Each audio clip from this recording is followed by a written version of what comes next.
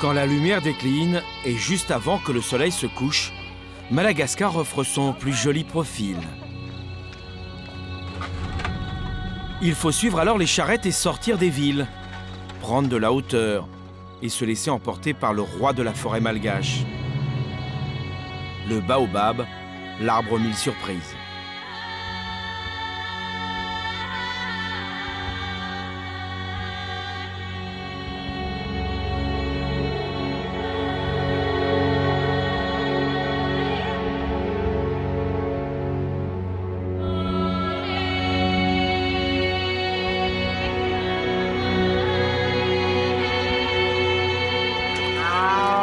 Dans cette allée, ces arbres millénaires trônent tels des colosses indomptables. Madagascar est leur royaume. C'est le seul endroit au monde où l'on trouve 7 des 8 espèces qui existent sur la planète. 6 d'entre elles ne s'épanouissent qu'au contact de cette terre rouge. Majestueux ou monstrueux, les baobabs ne laissent personne indifférent.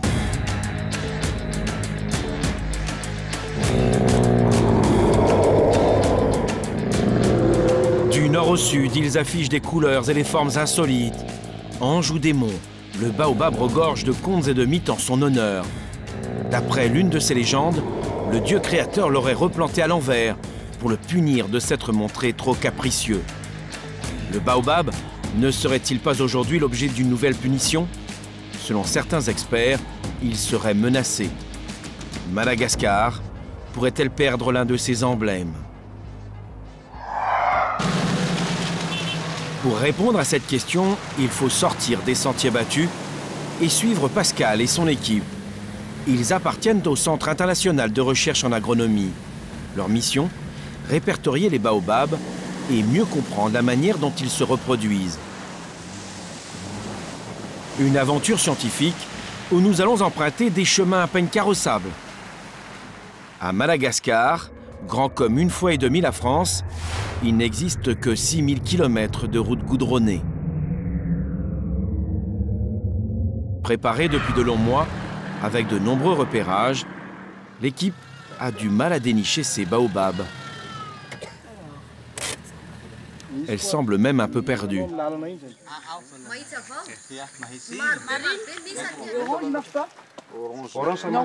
Ah non, d'accord. Ici, souvent, à Madagascar, il y a du réseau autour d'un arbre. D'un côté de l'arbre, il y a du réseau, de l'autre côté, il n'y en a pas. Tu sais où sont les pieds 10, 11, 12, 13, 14 ? À l'est. Mandez à l'est. L'est vers sud. Ok, Ok, merci beaucoup. Désorienté et la nuit qui tombe, Pascal décide d'installer un bivouac pour la nuit. Nous sommes en territoire Sakhalave, on va très vite le comprendre. C'est le pays des fades, des interdits.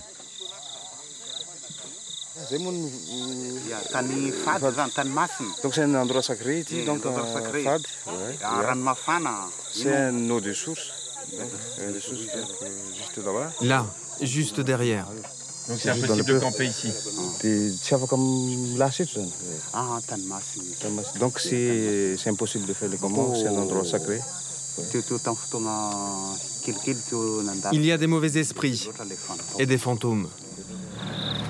Le chef du village nous propose alors un autre campement. Il est situé à proximité des baobabs que nous cherchons.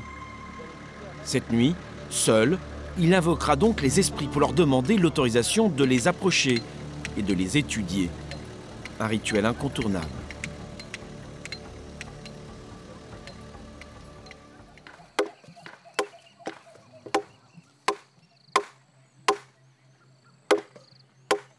C'est au bord de la rivière Sambiran que nous avons installé notre camp. Au lever du soleil, chacun vaque à ses occupations. Le cours d'eau est un point de ralliement.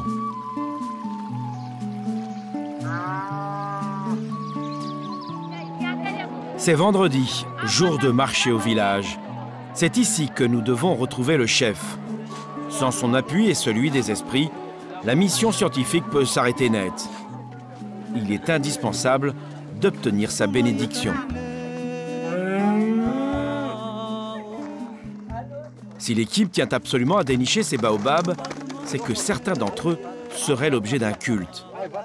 Ils sont en forme les zébus ici, hein. Ils sont bien nourris. Hein. Pascal est accompagné ici de Mina, l'anthropologue, et de Jean-Michel, le généticien. Tous les deux sont malgaches. Leur présence est essentielle. Est-ce qu'on doit observer un rite spécial pour recueillir quelques fleurs sur l'un des baobabs? En temps normal, la coutume veut que vous donniez de l'argent ou de l'alcool. Mais vous, vous êtes des scientifiques, alors c'est bon. Le baobab est parfois sacralisé car il fascine par ses dimensions. Avec le tamarinier, l'arbre au palabre, le baobab est donc vénéré. Mais à quel titre? C'est là, Mina? Oui. C'est l'arbre sacré? Oui, c'est l'arbre sacré ici. Et la clôture, c'est Oui, pour limiter l'arbre sacré? On peut le suivre, en fait. À première vue, ce baobab n'a rien d'exceptionnel. Mais tous les habitants, à chaque grand moment de leur vie, viennent à ses pieds pour des rituels.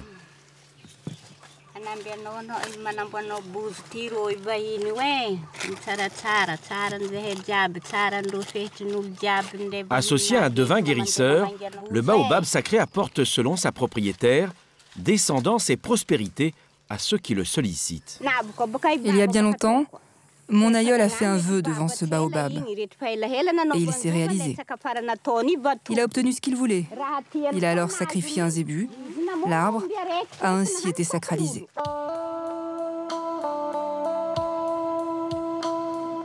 Le baobab, l'arbre aux 1000 surprises. Squelettique ou dénudé, il ne fleurit qu'une semaine ou deux dans l'année. Un moment magique. Mais les fleurs sont à plus de 20 mètres du sol. Et sinon, tu nous prends une belle collection de feuilles. Des feuilles et surtout des fleurs éphémères. L'équipe ne voulait pour rien au monde rater ce moment unique. Yes. Donc là, c'est une fleur, la fleur de la nuit. Hein. Hop, bah voilà. Bon, bah écoute, on va se faire un herbier. Ah oui, c'est beau. Je sais pas quelle odeur il a, fais voir. Il va sentir bon. Il sent bon. Il sent bon de toute façon. Il sent bon. Et la difficulté, c'est de trouver la fleur quand elle est jaune, quand elle est fraîche, parce qu'après, elle va jaunir, elle va devenir comme l'osa. Ouais. Donc si on n'a pas la fleur récente, eh ben, on peut passer à côté de l'information. Et avec un tube pollinique qui est relativement... Des fleurs, un petit miracle, car il y a 2 ans, un cyclone a frappé la région. Une partie de cette forêt n'a pas résisté à la violence des vents qui soufflaient ici jusqu'à 200 km/h. Le bois est mort?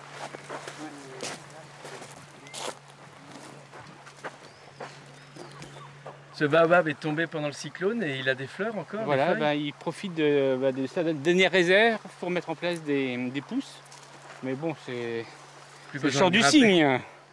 L'un des dangers pour le baobab, c'est le cyclone, surtout quand il est dans une zone défrichée comme ça, où il est un petit peu plus sensible au vent que quand il est en forêt, donc abrité. Ouais. Les cyclones, les tempêtes tropicales ou les pluies diluviennes, le baobab est soumis à rude épreuve. Pour les sages du village, cet arbre est sacré, intouchable. Difficile à comprendre pour des esprits cartésiens comme les nôtres. Mais l'homme ne peut pas l'offenser.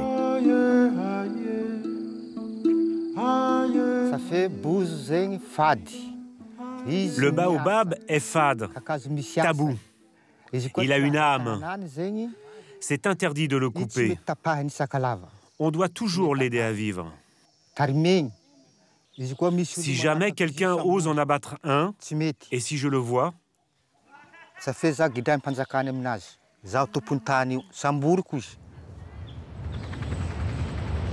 d'autres dangers existent. À Madagascar, les paysans pratiquent le hatsak, la culture sur brûlis. Elle consiste à brûler les terres pour les rendre plus fertiles. Un drame écologique de grande ampleur.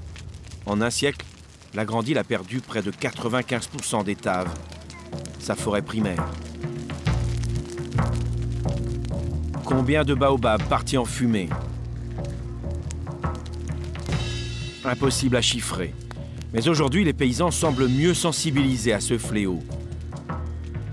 Avec le temps, ils ont pu constater que la culture sur brûlis n'est pas un système de culture durable, qu'elle détruit plus qu'elle ne rapporte.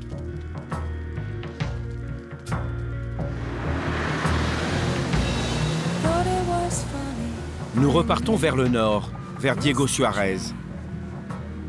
L'équipe reste à l'affût.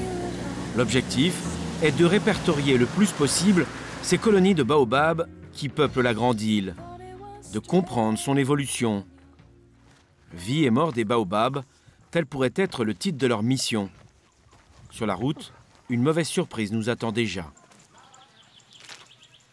Brûlé, pourri. Ah, il est mort celui-là. Voilà. C'est un baobab? C'est un baobab, enfin c'était un baobab. C'est une population qu'on connaît depuis longtemps. L'espèce c'est Madagascariensis, Adansonia madagascariensis. Et en fait, le paradoxe de cette mission, c'est qu'on espère découvrir des populations nouvelles de baobab et on constate que les populations qu'on connaissait depuis longtemps sont en train de disparaître en fait. Et là, clairement, c'est une disparition qui est due aux pratiques des hommes, puisqu'on voit très clairement qu'ils ont été coupés, brûlés. Ça reflète un petit peu peut-être ce qui se passe à Madagascar. On découvre des nouvelles espèces et puis il y a des endroits où la biodiversité est très largement menacée. Et là, on est sur une population qui risque effectivement de disparaître à très court terme.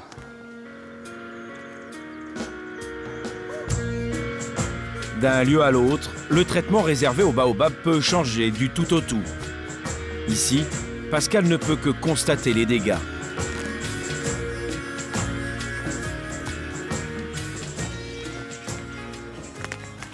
C'est navrant de voir ça. Hein.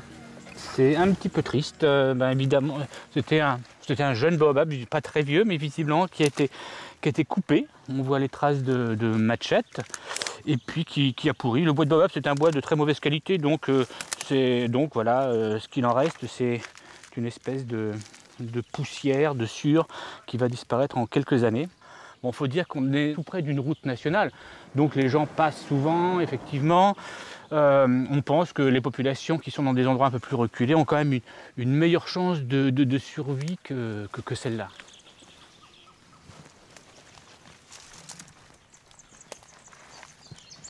Donc là, on voit très clairement que le feu est passé, a léché le baobab. Et donc, bon, voilà, il commence à être bien atteint. Donc, encore une fois, le bois de baobab, c'est pas du bois de grande qualité. Hein. Le sujet est encore vivant et debout. Suite de la mission.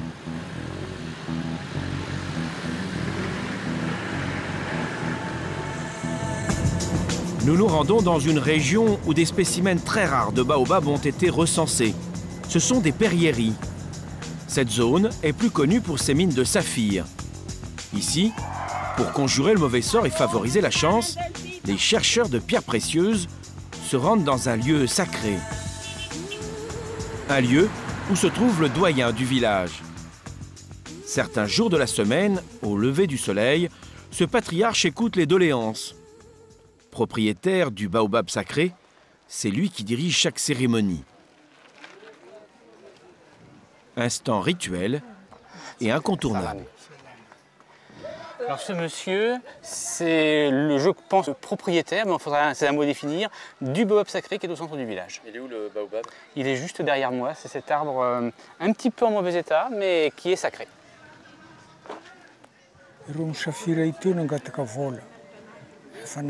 Tous les chercheurs de saphir viennent demander la permission. Et surtout, ils nous demandent que la chance les accompagne. Et quand ça marche, ils sacrifient un zébu.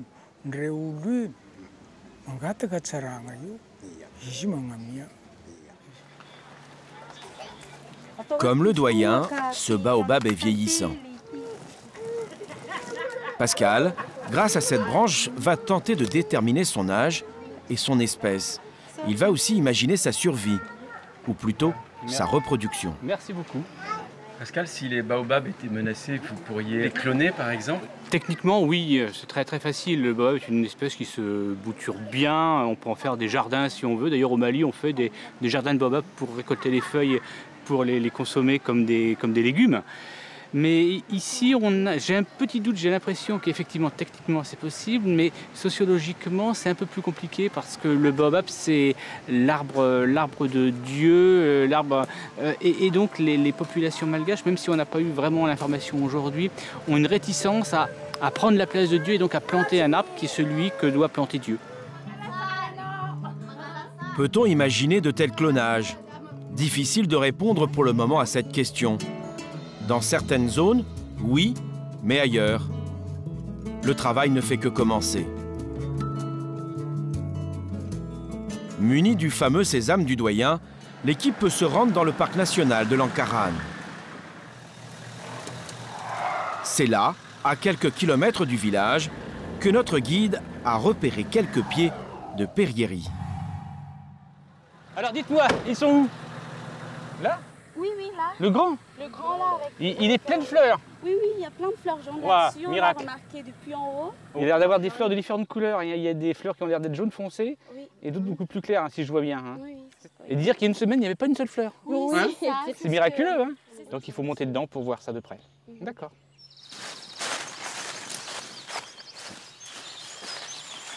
Débusquer ces arbres, c'est s'enfoncer dans des lieux encore sauvages. Ici, les perriéries s'épanouissent à l'abri des regards, au pied d'une rivière souterraine.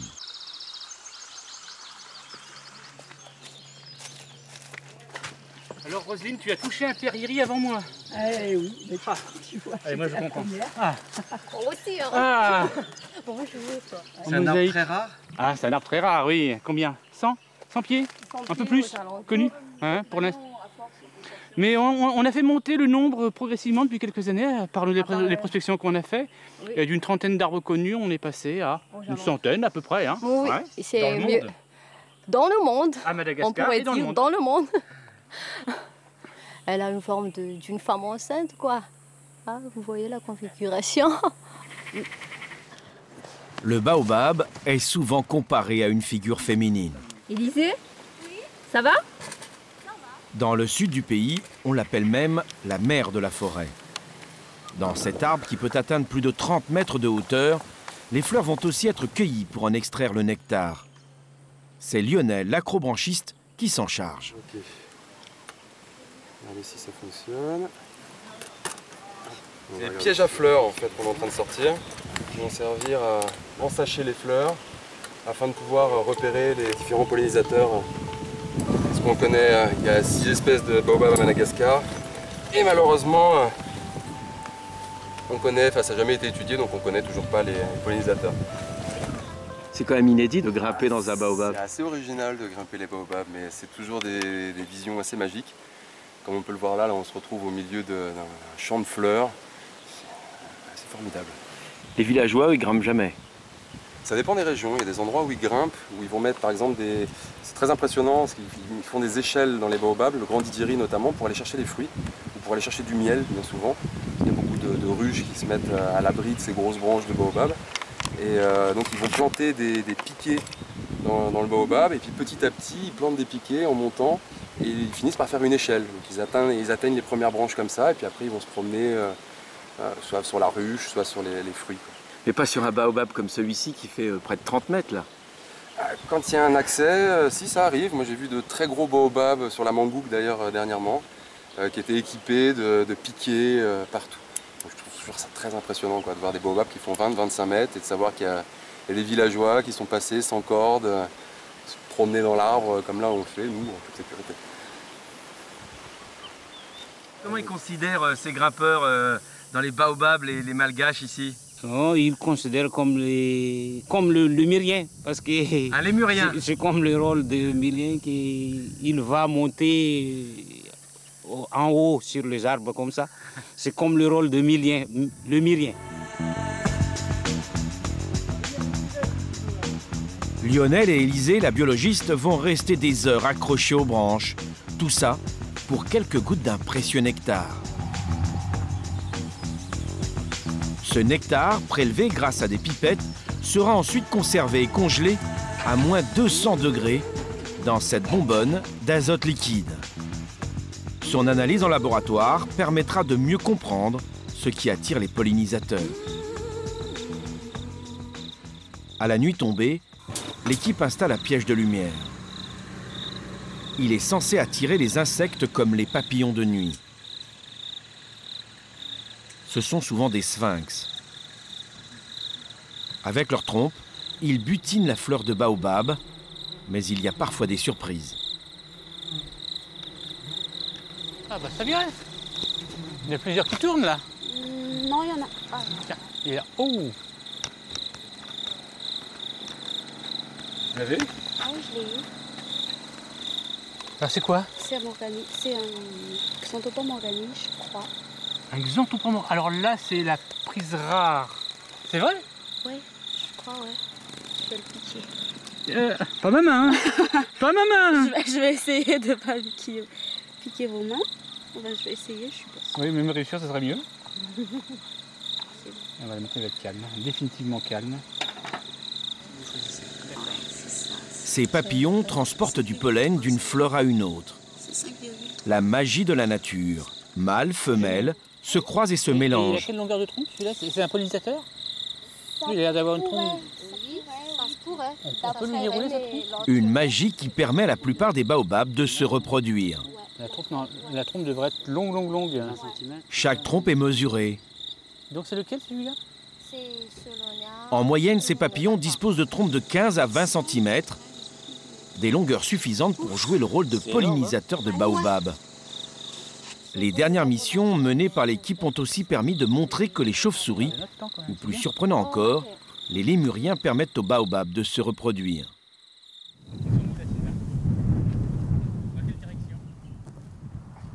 Le lendemain, c'est Sylvain, notre guide et l'un des gardiens du parc, qui nous emmène à l'endroit où il a découvert il y a seulement 3 mois de nouveaux pieds de périérie, ce périérie si exceptionnel.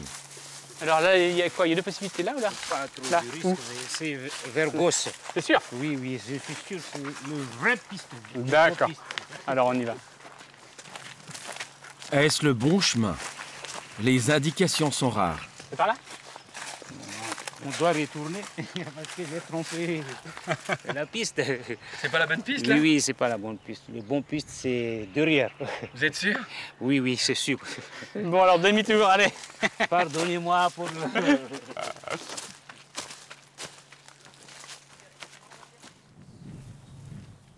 Sylvain, ces arbres-là, tu les as découverts quand? Le périérie? Ouais. Depuis le mois de juillet. En juillet, d'accord. Donc c'est bien celui-là, là. C'est le seul qu'on voit pour l'instant. Hein. Jean-Michel, il n'a pas de feuilles, pas de fleurs apparemment. On n'a pas de fleurs. Par contre, on a des fruits des dernières qui nous permettent d'identifier l'espèce. Bon, bah, c'est pas grave, on ne gagne pas tous les coups. Hein. Ça marche. Allez, on y va.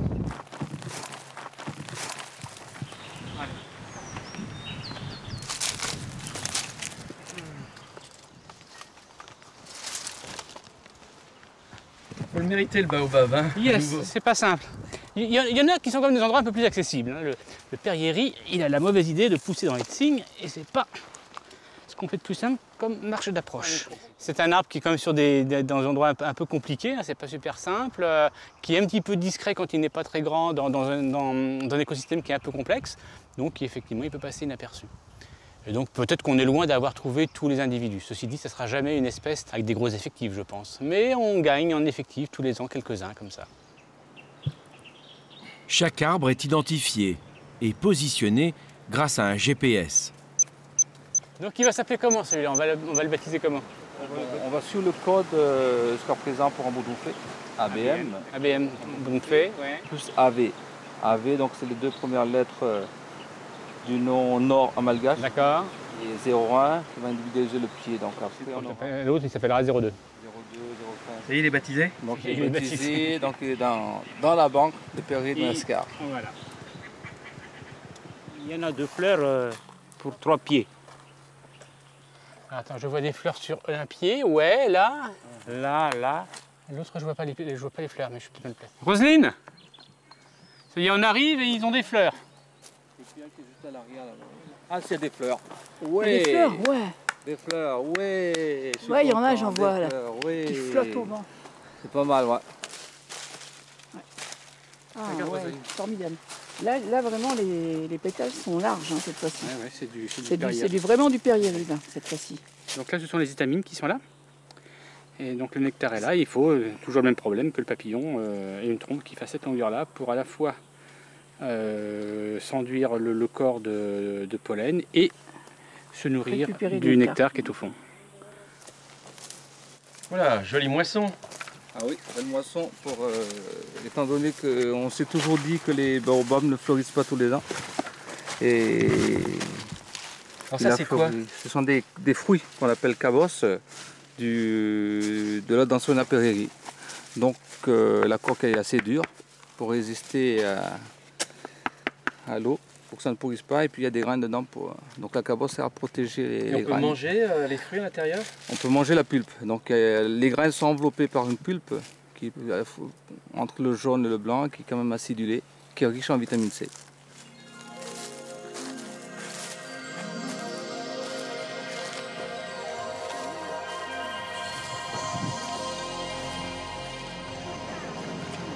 Direction désormais le littoral. Cela fait près d'une semaine que nous sommes dans la brousse, loin, très loin de la Nationale 1. Nous sommes sur le canal du Mozambique.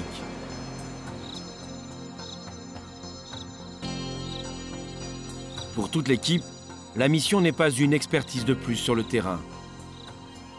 C'est une aventure où chacun espère trouver des baobabs dans des lieux toujours plus improbables.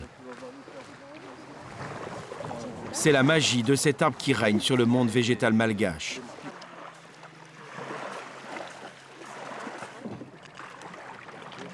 Nous embarquons, direction l'île de Nosihar. Merci.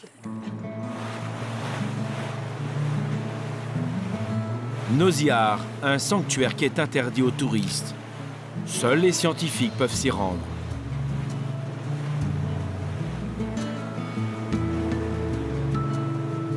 Il y a plein de dauphins là. Des dauphins, Pascal. Là, regarde les dauphins là. Oh, c'est magnifique. On va essayer de longer la partie ouest de l'île. Après enquête, on nous a donné des renseignements qu'il y a quelques pieds de baobab. Donc on va longer, on va prendre la partie nord. Et on va arriver dans un creek qui n'est pas trop loin, où il y a quelques pieds de baobab qui ont été identifiés par un de nos techniciens qui était en mission ici, Émile Son.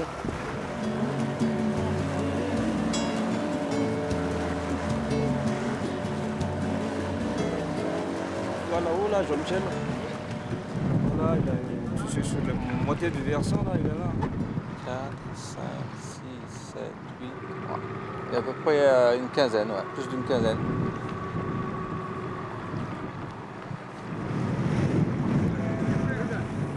Si le baobab est considéré comme un géant, il peut prendre des formes plus surprenantes. L'équipe de Pascal compte découvrir ici des espèces naines. Un endroit paradisiaque où les baobabs poussent à l'abri des regards. C'est d'ailleurs une nouvelle surprise qui attend les membres de l'expédition. Les baobabs sont perchés en haut de la falaise. Il faut grimper, escalader même.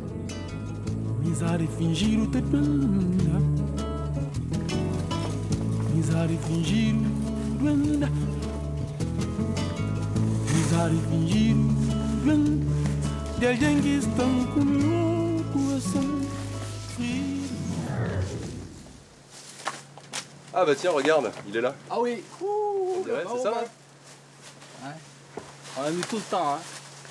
Ça y est, on y est. Quel enthousiasme, Jean-Michel. Ah ça c'est sûr. Hein. On pourra grimper dessus. Alors, je crois que là, sans problème. Hein. Voilà.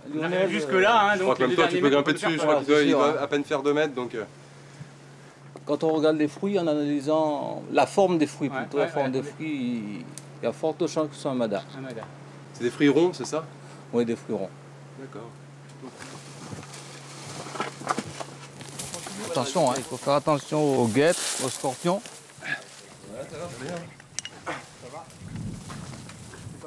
L'escalade est plus lente que prévu, car ces rochers sont glissants et dangereux.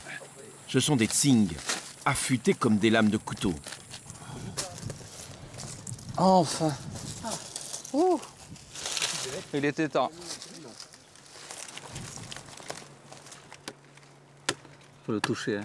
Avec tout l'effort qu'on a fait là. Comment il a pu pousser ici dans ces conditions-là?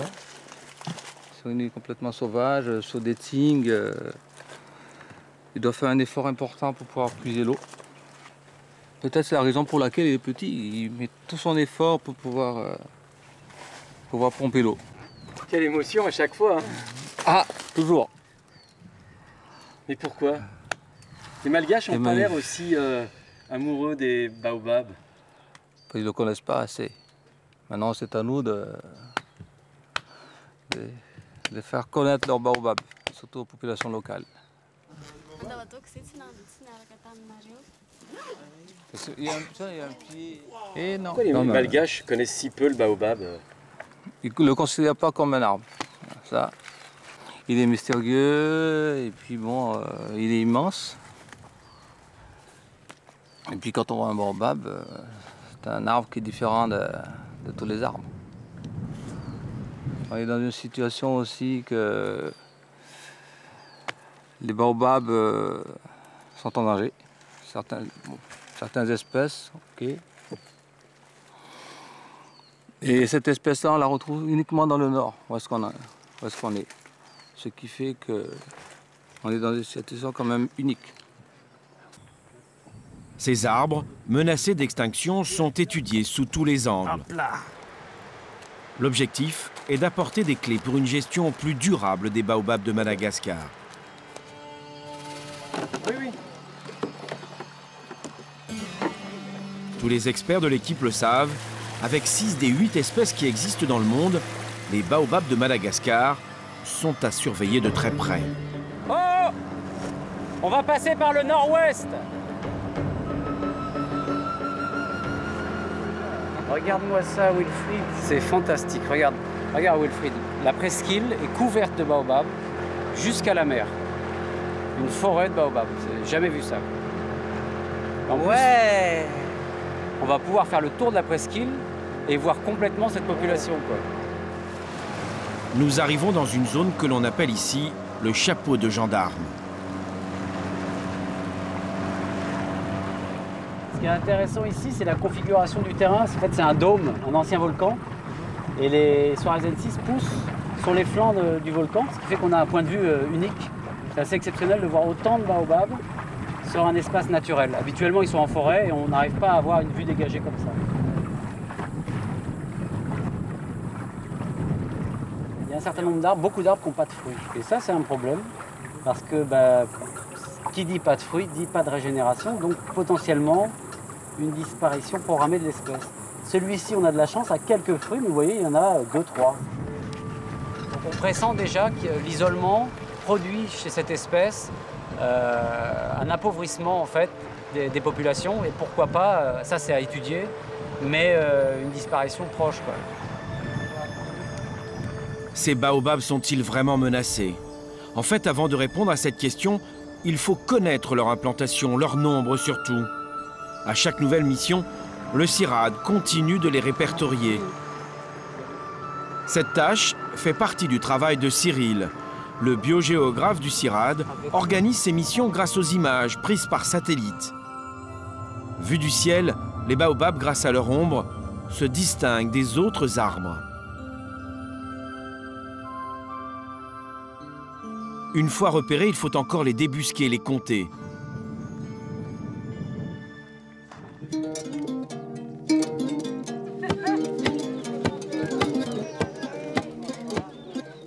Après une nuit de repos, Cyril et Wilfried iront les traquer dans des lieux reculés.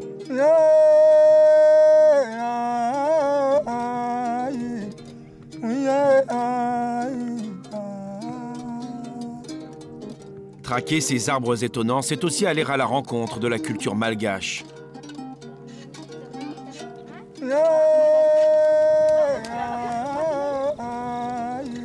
De ces chants envoûtants qui vont nous accompagner tout au long de notre expédition.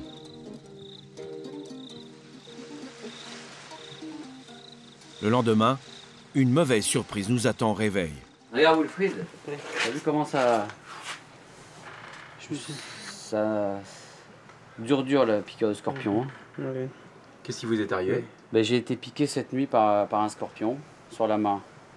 Alors ça va, c'est la main, ça aurait été le pied, j'aurais pas pu bouger de la journée, je pense. C'est bien gonflé, hein? Ouais, le venin est là, hein, la piqûre est à peu près ici. Wilfried s'est fait piquer il y a 3 jours, mort par un boa. Alors, un boa? Ouais. Et vous partez quand même en mission exploration? Bah oui, bien sûr. On va partir en mission d'exploration. Cyril et Wilfried préparent cette expédition depuis de longs mois. Impossible de la reporter.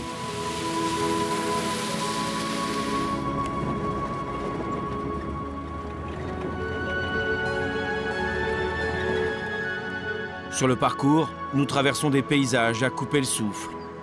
Nous sommes loin des routes empruntées par les touristes. Mais la Grande Île reste une terre de tabous. Le pays des fades. Pourquoi vous arrêtez, Cyril? Bien, il y a un tas de pierres et la tradition ici veut qu'on dépose une pierre avant d'entrer sur la partie nord de l'île. Les traditions, les rites ici sont très importants. Ben, c'est fondamental, c'est la base de la culture malgache, les fades, entre autres, et le sacré. Le fade, oui, c'est un tabou, oui, c'est exactement ça.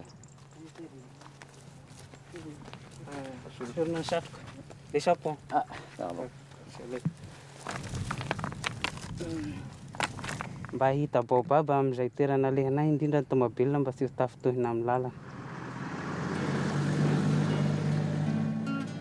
C'est reparti. La suite de notre voyage semble placée sous de bons auspices. Après des heures de 4x4, il nous est malheureusement impossible d'aller plus loin. Ce jeune homme nous servira de guide.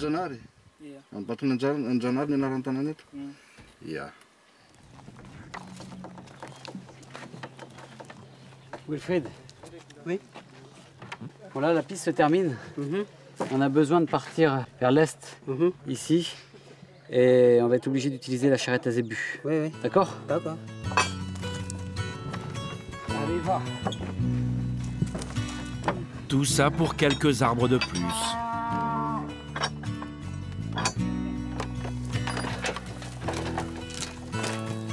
Partir à la découverte des baobabs, c'est parcourir la Grande Île dans ce qu'elle a de plus beau, de plus magique et de plus chaotique. Grâce à cette charrette, ils vont s'enfoncer dans des territoires encore plus sauvages. Des heures de chemin défoncées, avec parfois des sueurs froides. Il est magnifique, t'as vu ça le... Il fait combien, 1,50 m celui-ci? C'est un boa, ouais.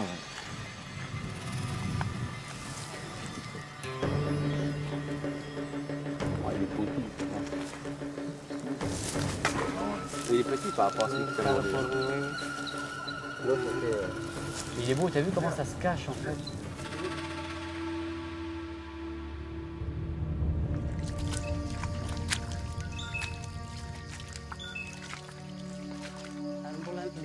En pénétrant dans cette forêt de mangroves, on se demande ce qui nous attend encore. Mais on comprend mieux pourquoi aucune carte n'existe sur l'implantation exacte des baobabs. Rien ne nous est épargné. On va pouvoir prendre une pirogue maintenant. Oui? Tu sais qu'il y a beaucoup de crocodiles par ici? Oui, il y en a beaucoup, beaucoup. Regarde, Cyril. Crocodile ici? Oui. Crocodile. Bon, on ne mettra pas les pieds dans l'eau. Hein. Ici, en Ambaton Janar, la mangrove, ici avec les premiers baobabs. Et nous, on veut aller ici. La grande population baobab, Bouz Bay.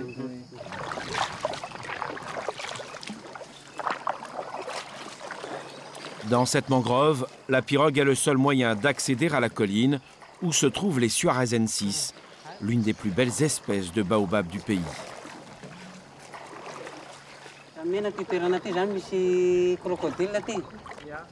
Ah, beaucoup. Wow! Regarde, Cyril. Plus grand. Wilfried, c'est un compagnon de travail remarquable. Il est capable de marcher, je pense, 50-60 km dans une journée. Et puis au-delà de cela, c'est surtout quelqu'un qui a une faculté d'observation et de, je sais pas, un feeling par rapport au milieu naturel assez exceptionnel. Il identifie tout de suite les différentes espèces de baobab, alors que la plupart du temps, j'en ai à peine vu quelques-uns. Ses amis l'appellent le coureur de baobab. Je trouve que ça lui va bien. Le coureur de baobab, c'est Wilfried. Chaque année, Wilfried parcourt seul des milliers de kilomètres pour identifier et répertorier les baobabs qui peuplent son île. C'est magnifique, regarde Wilfried. Ouais. Par là aussi. Et regarde, ils sont là. Ils sont là, les Suarez 6, ça marche. Ouais. Ce qui marche, c'est leur binôme et leur technique de recherche par satellite. Une technique mise au point par des chercheurs américains. Je te propose qu'on commence par la falaise à gauche, d'accord? On va monter un peu. Ouais. Normalement, il y a des baobabs ici. Ouais. Et on aura un point de vue sur la falaise de droite, d'accord?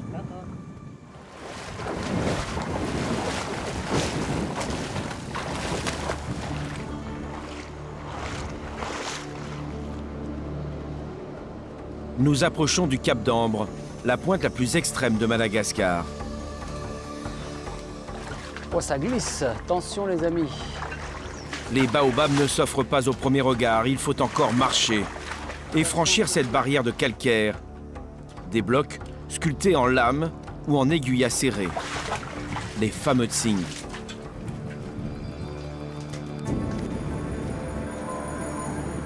Alors, comment on fait pour grimper sur le tsing? Peut-être qu'on va demander au guide. C'est possible de monter sur le tsing? Tu me montres. On y va, passe devant.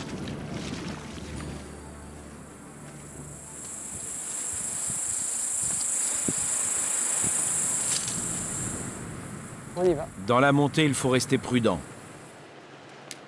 L'escalade va durer près d'1 heure.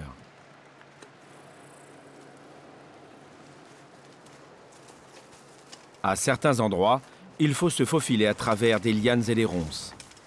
Eh ben dis donc, c'est la jungle ici, hein.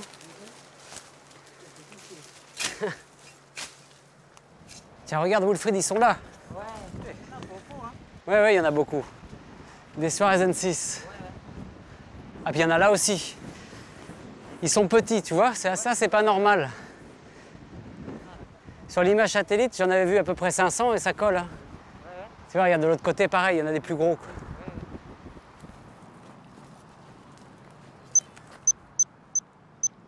Chaque spécimen est là aussi numéroté et localisé. Wilfried recueille ensuite un morceau d'écorce qui sera analysé en laboratoire. Merci Wilfried. Ça sert à quoi? C'est la carte d'identité de ce baobab en fait, tout simplement. Pourquoi? Parce que le baobab reste encore mystérieux? Oui, le baobab est très mystérieux, il a été peu étudié et on le découvre dans sa diversité actuellement.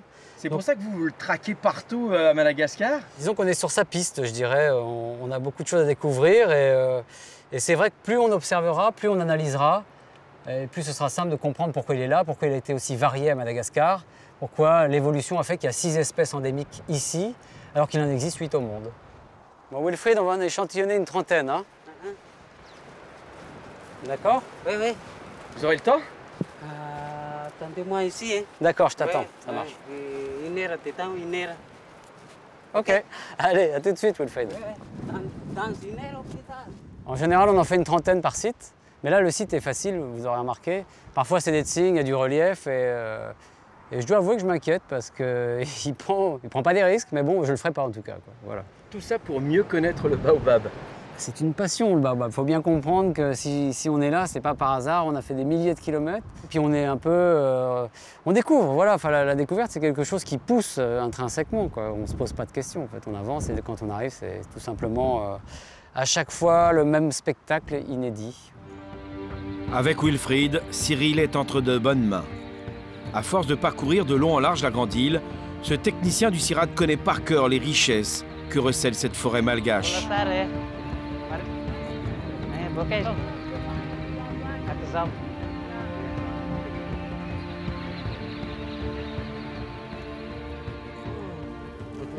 Regarde là, c'est une boîte pour utiliser la population pour médicaments contre les maladies d'enfants, les maladies des bébés. Les bébés, les nourrissons. Oui, oui. À gratter les corses mouillées dans l'eau. Ah ouais. Il a été utilisé récemment, celui-ci. Cet écosystème, c'est quand même une richesse unique. Bah, je pense que il faut imaginer qu'on est un peu loin de tout ici et les gens utilisent les ressources naturelles. Les médicaments naturels, ça, cet arbre. Contre juste les maladies d'enfants, c'est tout. Voilà.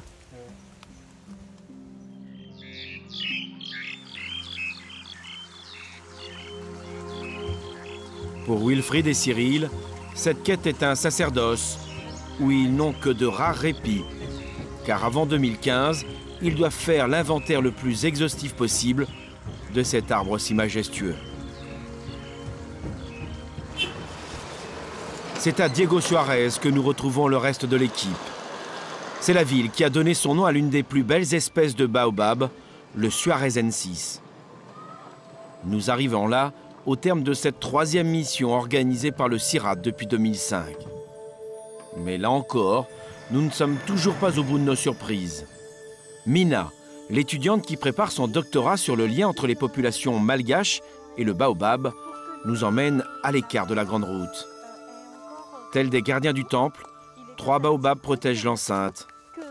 C'est un sanctuaire un peu particulier. En fait, les bébés mort-nés, les gens les mettent dans des paniers. Par exemple, là, il y en a 2 là. C'est juste une tradition. Et là, les bébés sont abandonnés. On dit en malgache, on jette les bébés. C'est un endroit où on jette les bébés mort-nés.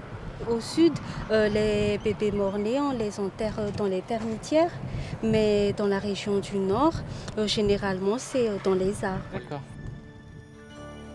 On les appelle les bébés fleurs. Dans la tradition malgache, tout bébé qui meurt avant d'avoir eu sa première dent n'est pas encore entré dans le monde des vivants. Il appartient à la nature, d'où cette coutume qui peut en troubler plus d'un. Mina, il les dépose autant sur ces arbustes que sur les baobabs devant? Du côté du Cap d'Ombre, j'ai entendu que les gens enterrent les enfants dans les baobabs et dans une autre espèce. Donc je crois que le fait qu'il y ait des baobabs, c'est assez significatif. Et nous, le fait qu'on soit là, ça pose pas de problème? Non, ça ne pose pas de problème.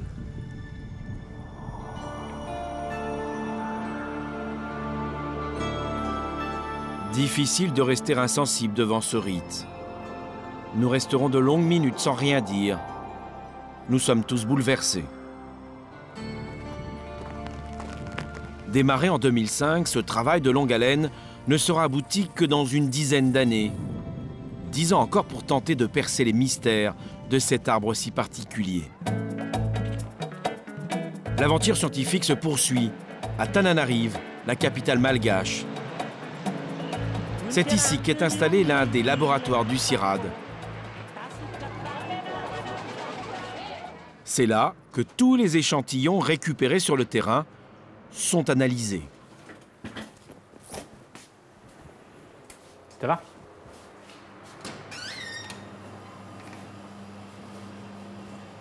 Alors, tout se classe? Oui.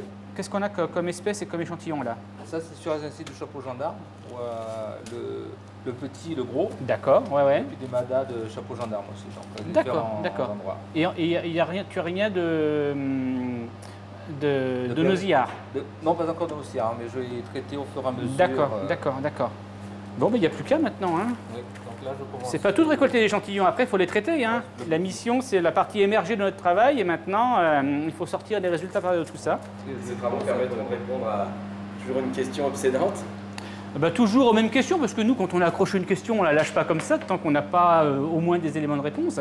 Et effectivement, toutes les questions qui concernent la variabilité et les introgressions génétiques au sein des espèces de baobab nous concernent beaucoup, parce que ça permettra de poser les bases de la conservation des espèces de baobab à Madagascar. Et ce travail-là, effectivement, va conforter ou va infirmer, mais plutôt conforter les hypothèses qu'on avait déjà et qui vont être renforcées par l'analyse de ces échantillons. D'ores et déjà, les premières études génétiques montrent que des espèces différentes de baobab peuvent se reproduire entre elles. C'est sûrement l'une des clés de la longévité de cet arbre si insolite. En moyenne, il peut vivre plus d'1 millier d'années. L'étudier, c'est remonter une histoire, celle du climat et de l'environnement, à travers les siècles. Pascal, c'est du baobab, là? Ce sont des rondelles, des tranches de troncs de baobab, oui, oui. Et comme on le voit, c'est quelque chose de très léger. Ça paraît lourd comme ça, mais en fait, c'est pas du tout du chêne, hein. Le bois de baobab est un bois très, très léger. Voilà une rondelle un peu plus grosse qui a séché, donc c'est pour ça qu'elle est un petit peu détruite, mais on voit encore pas mal de choses dessus. Et donc, ce qu'on voit en particulier, c'est qu'il y a des cernes. Eh bien, ce bois-là est sûrement la mémoire de l'écosystème dans lequel il a vécu. Et si nous, chercheurs, on arrive à avoir accès à l'information que ces cernes successifs ont accumulée, eh bien, on peut avoir une information sur les 1000 dernières années de l'histoire environnementale de Madagascar et de l'océan Indien.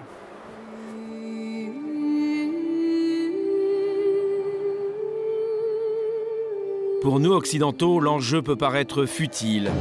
Mais ici à Madagascar, il est important car il s'agit d'un patrimoine unique au monde.